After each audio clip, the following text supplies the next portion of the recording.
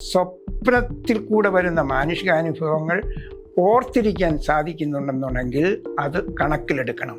After death അതിന്റെ ഒരു clarity എന്ന് പറയുന്നത് എല്ലാ റിസർച്ചിലും ഏതെങ്കിലും ഒരു പോയിന്റ് എത്തുമ്പോൾ അപൂർണം തന്നെയല്ലേ? ഇങ്കോസ്വാനിൽ നടത്തിയ ഒരു ശരീരം വിട്ടുള്ള യാത്രയിൽ ഇങ്കോസ്വാൻ പറയുന്നത് പ്ലൂട്ടോ വരെ അയാൾ സഞ്ചരിച്ചു എന്നാണ് പറയുന്നത്. സ്വയം ശവപ്പെട്ടി തയ്യാറാക്കി അതിൽ കയറി കിടന്ന് സ്വന്തം മരണാനന്തരം അറിയാൻ വേണ്ടി പരീക്ഷിച്ച ശാസ്ത്രജ്ഞന്മാരൊക്കെയുണ്ട്. Monroe institute of applied sciences ആണ്, അത് സയൻസ് തന്നെയാണ്. അപ്പോൾ ആ ഇൻസ്റ്റിറ്റ്യൂഷനിൽ എങ്ങനെ നമുക്ക് ശരീരം വിട്ട് യാത്ര ചെയ്യാൻ സാധിക്കുമെന്ന് ട്രെയിൻ ചെയ്യിപ്പിച്ചിട്ടുണ്ട്. അതെങ്ങനെയാ ഒരു വ്യക്തികൾക്ക് സാറി പറഞ്ഞ പോലെ ആൾക്കാരെ കണ്ടെത്തി എന്ന് പറഞ്ഞ് ശരീരം വിട്ട് ആത്മാക്കൾക്ക് സഞ്ചരിക്കാൻ പറ്റുന്ന ആളുകൾ അല്ല. Radhakrishna Panicker sir parapsychology relate ചെയ്തിട്ട് ഒരുപാട് റിസർച്ചുകൾ ചെയ്തിട്ടുണ്ട് താങ്കൾ. അപ്പോൾ ഞാൻ സാറിനോട് ഡയറക്റ്റ് ചോദ്യം എന്തെന്ന് പറഞ്ഞു കഴിഞ്ഞാൽ ആത്മാക്കൾ ഉണ്ടോ? അതിനുത്തരം ഞാനൊരു ഇൻ്റർവ്യൂവിൽ പറഞ്ഞ ഇതാണ്. നമ്മൾ പാരാസൈക്കോളജി എന്ന് പറയുന്ന വിഷയത്തിലേക്ക് വരുമ്പോൾ അതിൻ്റെ കൂട്ടത്തിൽ ശാസ്ത്രവും വരുന്നുണ്ട്. പ്രധാനമായും ഭൗതിക ശാസ്ത്രവും മസ്തിഷ്ക ശാസ്ത്രവുമാണ്. അപ്പോൾ എൻ്റെ ഒരു അഭിപ്രായം, നിലവിൽ ഈ ആത്മാവെന്നുള്ള പദപ്രയോഗം മാറ്റി ദ ഡിവൈൻ ഫോട്ടോണിസിറ്റി ഇൻ മേൻ, അല്ലെങ്കിൽ മനുഷ്യൻ്റെ ഉള്ളിലുള്ള ചൈതന്യം എന്ന് പറയുന്നതായിരിക്കും ഭംഗി, എന്ന് പറയുന്നതായിരിക്കും കൂടുതൽ പ്രസക്തമായിട്ടുള്ളത്. മരണാനന്തരം ഈ ചൈതന്യം എന്തായിരിക്കും? മരണാനന്തരമുള്ള ഈ അത് പറയണമെന്നുണ്ടെങ്കിൽ നമ്മളുടെ 5 എനർജി ബോഡീസിനെ കുറിച്ച് പറയേണ്ടതായിട്ട് വരും. 5 എനർജി ബോഡീസിനെ കുറിച്ച് പറഞ്ഞതിന് ശേഷമേ മരണാനന്തരമുള്ള ഈ നമ്മുടെ ചൈതന്യത്തിന്റെ കാര്യത്തിനെ കുറിച്ച് പറയാൻ സാധിക്കുകയുള്ളൂ. സാർ കേട്ടിട്ടുണ്ടെന്ന് ഞാൻ വിശ്വസിക്കുന്നു. യൂറോപ്യൻ രാജ്യങ്ങളിൽ ഇതേപോലെ മരണാനന്തരം എന്താണെന്ന് അറിയാൻ വേണ്ടിയിട്ട് സ്വയം ശവപ്പെട്ടി തയ്യാറാക്കി അതിൽ കയറി കിടന്ന് സ്വന്തം മരണാനന്തരം അറിയാൻ വേണ്ടി പരീക്ഷിച്ച ശാസ്ത്രജ്ഞന്മാരൊക്കെയുണ്ട്. അപ്പോൾ ഇത്തരത്തില് ഈ ഒരു ആഫ്റ്റർ ഡെത്ത് അതിന്റെ ഒരു ക്ലാരിറ്റി എന്ന് പറയുന്നത് എല്ലാ റിസർച്ചിലും ഏതെങ്കിലും ഒരു പോയിന്റ് എത്തുമ്പോൾ അപൂർണം തന്നെയല്ലേ? അല്ല, കഴിഞ്ഞ 30 വർഷമായിട്ട് ഈ കാര്യത്തിൻ്റെ വിവിധ വശങ്ങൾ ഞാൻ പഠിച്ചുകൊണ്ടിരിക്കുകയാണ്. അപ്പോൾ ഇതിനകത്ത് മരണാനന്തര നിലനിൽപ്പുണ്ടോ എന്ന് അറിയണമെന്നുണ്ടെങ്കിൽ വിവിധ കോണുകളിൽ കൂടി നമ്മൾ പരീക്ഷണങ്ങൾ നടത്തി അതിനെ നോക്കിക്കാണണം. അതിൽ ഒരു പ്രധാനപ്പെട്ട പരീക്ഷണം CIA തന്നെ ഡോക്യുമെൻറ്റ്സാണ്. 1996 CIA മനുഷ്യൻ്റെ മനസ്സുപയോഗിച്ച് മറ്റ് സ്ഥലങ്ങളിലേക്ക് യാത്ര ചെയ്ത് അവിടെ നിന്നുള്ള ഇൻഫർമേഷൻ കളക്ട് ചെയ്യാൻ സാധിക്കുമോ എന്ന് പരീക്ഷണം നടത്തിക്കൊണ്ടിരുന്നു. അത് പുത്തോഫ്, റസൽ ടാഗ്, ഇങ്ങനെ ചാൾസ് സ്റ്റാർട്ട്, ഇങ്ങനെ പ്രസിദ്ധരായ ശാസ്ത്രജ്ഞർ, റോബർട്ട് മൺറോ, ഇങ്കോസ്വാൻ മുതലായ ശരീരം വിട്ട് അന്യസ്ഥലങ്ങളിലേക്ക് യാത്ര ചെയ്യാൻ കഴിവുള്ള പ്രത്യേക വ്യക്തികളിൽ പരീക്ഷണം നടത്തുകയും അവരുടെ ഫൈൻഡിങ്സ്, അതിൻ്റെ ഡോക്യുമെൻറ്റേഷൻസ് ഞാനിവിടെ കൊണ്ടുവന്നിട്ടുണ്ട്. അത് പക്ഷേ നമുക്ക് ഇവിടെ ക്യാമറയിൽ കാണിക്കാൻ പറ്റുമെന്ന് എനിക്കറിയില്ല. ഇതെൻ്റെ ലൈബ്രറിയിലാണ് ഇതിൻ്റെ പ്രധാന ഘടകങ്ങളെല്ലാം നിലകൊള്ളുന്നത്. ഒരു ഇൻ്റർവ്യൂ കൂടെ നമുക്ക് അതിൻ്റെ കാര്യങ്ങൾ പറഞ്ഞു വയ്ക്കാമെന്നുള്ളതേ ഉള്ളൂ. അതെങ്ങനെയാ ഒരു വ്യക്തികൾക്ക് സാറി പറഞ്ഞ പോലെ ആൾക്കാരെ കണ്ടെത്തി എന്ന് പറഞ്ഞ് ശരീരം വിട്ട് ആത്മാക്കൾക്ക് സഞ്ചരിക്കാൻ പറ്റുന്ന ആളുകൾ? അല്ല, അത് ഞാൻ ആത്മാവല്ല അവിടെ സഞ്ചരിക്കുന്ന മനുഷ്യൻ്റെ മനസ്സാണ്. മനസ്സിൻ്റെ ഒരു കോപ്പി ശരീരം നിർമ്മിച്ചുകൊണ്ട് യാത്ര ചെയ്യുകയാണ്. പക്ഷേ അഡ്വാൻസ്ഡ് യോഗികൾക്ക് സ്വശരീരം ഉപേക്ഷിച്ച് ഈ പറയുന്ന ചൈതന്യത്തോടു കൂടി അവർക്ക് അന്യസ്ഥലങ്ങളിലേക്ക് യാത്ര ചെയ്യാൻ സാധിക്കും. പക്ഷേ അതിനൊരു സയൻറ്റിഫിക് വാലിഡിറ്റി നമുക്ക് പറയാൻ പറ്റില്ല. നമുക്ക് യോഗഗ്രന്ഥങ്ങളിൽ നിന്നൊക്കെ മനസ്സിലാക്കിയിട്ടുള്ള കാര്യമാണ് ഞാൻ ഈ പറയുന്നത്. അഷ്ടസിദ്ധി എന്നൊക്കെ നമ്മൾ പറഞ്ഞു കേട്ടിട്ടുണ്ട്.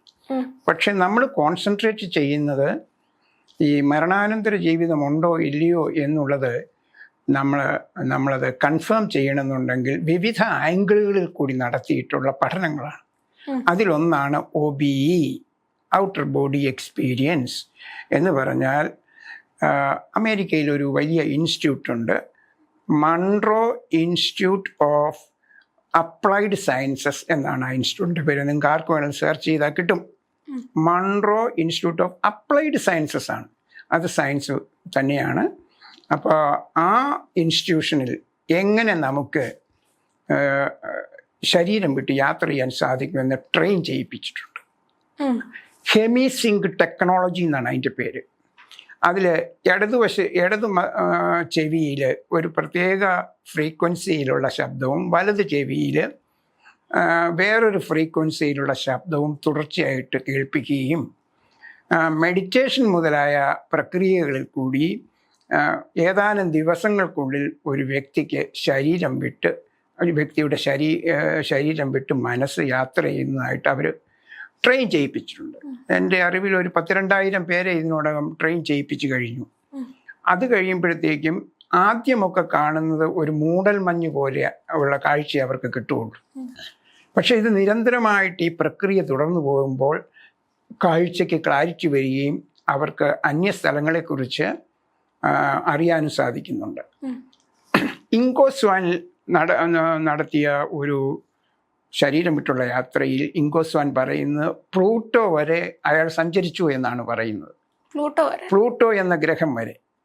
എന്നിട്ട് അയാൾ പറഞ്ഞിരിക്കുന്നത് പ്ലൂട്ടോയുടെ മൂടൽമഞ്ഞിൽ കൂടി ഇറങ്ങി അവിടുത്തെ പ്രദേശങ്ങളൊക്കെ വീക്ഷിച്ചു എന്ന് പറയുന്നുണ്ട്. പക്ഷേ ഇതുവരെ നാസയുടെ സാറ്റലൈറ്റ് ചെന്ന് പ്ലൂട്ടോയുടെ യഥാർത്ഥ അധികം ചിത്രങ്ങൾ എടുത്തിട്ടില്ല. മൂടൽമഞ്ഞിൻ്റെ താഴെയുള്ള ചിത്രങ്ങൾ എടുക്കാൻ സാധിച്ചിട്ടില്ല. ആ പുസ്തകത്തിൻ്റെ പേരാണ് kiss the earth goodbye. ഭൂമിയോട് ഗുഡ് ബൈ പറഞ്ഞ് യാത്ര ചെയ്യാം എന്നാണ് അതിൻ്റെ അർത്ഥം.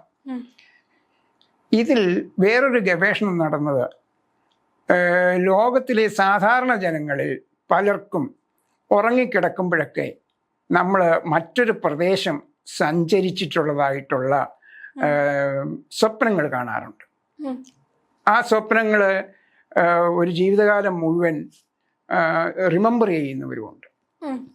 അത് അമേരിക്കയിൽ നടത്തിയ 16,000 സാധാരണക്കാരിൽ ഇൻ്റർനെറ്റ് വഴിയൊക്കെ നടത്തിയ ഒരു പഠനത്തിൽ 30% ആൾക്കാർക്ക് ഇത്തരത്തിലുള്ള എക്സ്പീരിയൻസ് ഉണ്ടായിട്ടുണ്ട്. പക്ഷേ മസ്തിഷ്കത്തിലുണ്ടാകുന്ന എല്ലാ സ്വപ്നങ്ങളും യാഥാർത്ഥ്യമാകണമെന്നില്ല. നമുക്ക് സ്ട്രെസ് അങ്ങനെയുള്ള കാര്യങ്ങൾ ഉണ്ടാകുമ്പോൾ നമ്മൾ തന്നെ നമ്മുടെ മസ്തിഷ്കം തന്നെ സ്വപ്നങ്ങൾ നിർമ്മിച്ച് ആ സ്ട്രെസ് നിർമ്മാർജ്ജനം ചെയ്യാറുണ്ട്. ആ സമയത്തുണ്ടാകുന്നതാണ് ഈ REM എന്ന് പറയുക, അതിൻ്റെ പേര് റാപ്പിഡ് ഐ മൂവ്മെൻറ്റ്. നമ്മൾ സ്വപ്നം കാണുമ്പോൾ നമ്മുടെ കൺമിഴികൾ ഇങ്ങനെ പെട്ടെന്ന് ചലിച്ചുകൊണ്ടിരിക്കും. അപ്പോൾ ശാസ്ത്രജ്ഞരെ ക്യാമറ വെച്ച് അവരെ ഉണർത്തി എന്താണ് കണ്ടതെന്ന് ചോദിക്കുകയും പഠനങ്ങൾ നടത്തുകയും ചെയ്തിട്ടുണ്ട്. ഈ ചില കേസസിനകത്ത് കേട്ടിട്ടുള്ള ഒരു കാര്യമാണ്, അവർക്ക് ആ ഒരു നൈറ്റിൽ അവരങ്ങനെ ചെയ്തിട്ടുണ്ടാകും. ഇപ്പോൾ അവർ കിടക്കുന്നത് ബെഡ്റൂമിൽ കട്ടിലിൻ്റെ മുകളിലായിരിക്കും. പക്ഷെ അടുത്ത ദിവസം അവർക്ക് അതുമായിട്ട് ഒരു ബന്ധമില്ലാത്ത വേറെ സ്ഥലത്ത് അവർ കിടക്കും. അപ്പോൾ അവർക്ക് തന്നെ ഒരു കണക്ട് ചെയ്യാൻ പറ്റുന്നില്ല. ഞാൻ അവിടെ ആയിരുന്നല്ലോ കിടന്നത്, എങ്ങനെയാണ് ഞാൻ ഈ ഒരു സ്ഥലത്തേക്ക് വന്നത്? ഇതൊക്കെ മൈൻഡിന്റെ ഒരു രീതിയാണോ, അല്ലെങ്കിൽ അബോധാവസ്ഥയിൽ അവർ എഴുന്നേറ്റ് പോയി? അങ്ങനെ ഉണ്ടാവാം. സൊംനാബുലിസം എന്ന് പറഞ്ഞ ഉറക്കത്തിൽ നടക്കുന്ന ചിലരുണ്ട്. അവർ ഒരിടത്ത് ചെന്ന് കിടന്നിട്ട് ഉറക്ക സമയത്ത് അവർ ഉണരുന്നില്ല, അവർ കംപ്ലീറ്റ് ആയിട്ട് ഉണരുന്നില്ല, വേറൊരിടത്തേക്ക് യാത്ര ചെയ്യുന്നുണ്ട്. അതിനെക്കുറിച്ചല്ല നമ്മൾ പറയുന്നത്. ഔട്ടർ ബോഡി എക്സ്പീരിയൻസ് എന്ന് പറഞ്ഞാൽ സ്വപ്ന കാഴ്ചകളിൽ ചിലത് മറ്റ് പ്രദേശങ്ങളിൽ സുന്ദരമായ തടാകവും അതിനടുത്തുള്ള ഗാർഡനും ഇതുമൊക്കെ വിസിറ്റ് ചെയ്തിട്ടുള്ള എക്സ്പീരിയൻസ് പലരും പറയുന്നുണ്ട്. അതിനർത്ഥം ഇതൊരു മാനുഷിക അനുഭവമാണെന്നുള്ളതാണ്. ഇത്തരത്തിലുള്ള സ്വപ്നത്തിൽ കൂടെ വരുന്ന മാനുഷികാനുഭവങ്ങൾ ഓർത്തിരിക്കാൻ സാധിക്കുന്നുണ്ടെന്നുണ്ടെങ്കിൽ അത് കണക്കിലെടുക്കണം. അതൊരു പാരസൈക്കോളജിക്കൽ അനുഭവമാണെന്ന് വേണമെങ്കിൽ പറയാം. ഇതിനെക്കുറിച്ച് ടൈം ലൈഫ് 1993 എഴുതിയ ഒരു പുസ്തകമുണ്ട്. അത് 8 എഡിറ്റേഴ്സ് എഴുതിയ ഒരു പുസ്തകമാണ്. അതിൽ മനുഷ്യൻ്റെ മസ്തിഷ്കത്തിൻ്റെ ചിത്രങ്ങളാണ് കൊടുത്തിരിക്കുന്നത്. അപ്പോൾ സ്വപ്നം കാണുമ്പോഴുള്ള ചിത്രങ്ങളും അവർക്ക് എടുക്കാൻ സാധിച്ചു അതിനകത്ത്. അപ്പോൾ അവർ വളരെ വ്യക്തമായിട്ട് പറയുന്നുണ്ട്, മനുഷ്യൻ്റെ വലതു മസ്തിഷ്കത്തിന് മറ്റ് ഡയമെൻഷൻസിനെ തിരിച്ചറിയാൻ സാധിക്കും എന്ന് പറയുന്നുണ്ട്. അതുപോലെ തന്നെ നമ്മുടെ ചില സ്വപ്നങ്ങളും മറ്റ് ഡയമെൻഷൻസുമായിട്ട് ബന്ധപ്പെട്ടതാണ്, മറ്റ് ഡയമെൻഷൻസ് വിസിറ്റ് ചെയ്യുന്നതുമായിട്ട് ബന്ധപ്പെട്ടതാണെന്ന് പറഞ്ഞ് അങ്ങനെ അവർ വസ്തുനിഷ്ഠമായ തെളിവുകൾ ആ പുസ്തകത്തിൽ കൊണ്ടുവന്നിട്ടുണ്ട്. അതിൻ്റെ ഫോട്ടോഗ്രാഫ് അവൈലബിൾ ആണ്.